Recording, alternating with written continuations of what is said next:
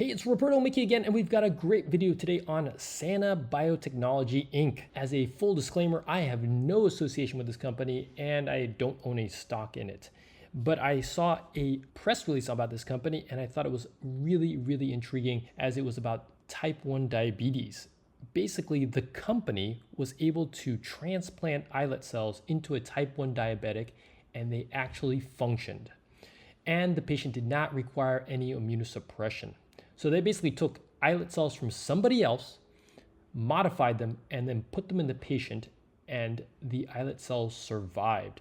And this is something new because it has never been accomplished without immunosuppression. And so if you look at these islet cells are in the pancreas, and these islet cells were harvested and then modified by removing something called HLA I and II, which is what allows the immune system to recognize a cell as coming from the person or from something else or somebody else. And then they added some extra copies of CD47, which is a marker on the cell which allows the natural killer cells, which are also part of the immune system, called the innate part of the immune system, and that also allows the body to recognize the cells as part of the self and not as foreign.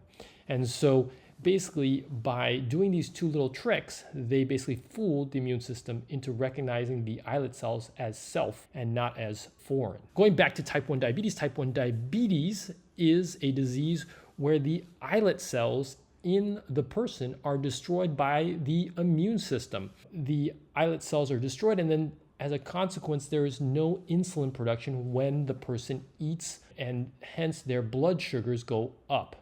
And this causes a cascade of other problems, including health problems such as going blind, kidney function problems, and losing digits, and then eventually shortening one's life. This is a solution to type 1 diabetes, or potentially a solution, as they only were able to do it in one person, and it was just more of a proof of concept. It still hasn't been trialed in a major trial, and it will still have to go through the FDA process.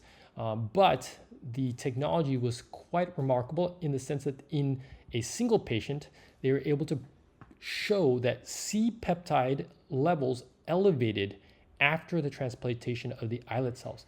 And so c-peptide is important because when insulin is produced by an islet cell, it's formed in something called proinsulin, and that proinsulin has to be cleaved.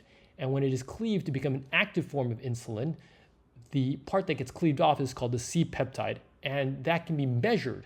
And so if you see c-peptide, you know that the patient's insulin is coming from an islet cell and not from an exogenous source, such as an injection.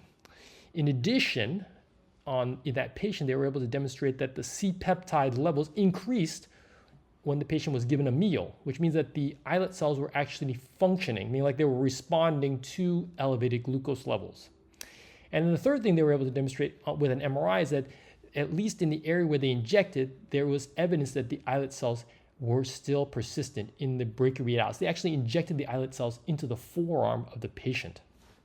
So this is a remarkable and probably groundbreaking proof of concept. I think if anybody's interested, they should read about it more of this. You can actually listen to a great podcast by the company itself at the JP Morgan meetings from this January. And you can also go to the website of the company. In any case, I think this initial findings of this report are incredible and gives us hope for the future that some of these major diseases are going to be eliminated and at least better controlled in the near future. Well, thanks for watching, and I hope you enjoyed it. We'll see you at the next one.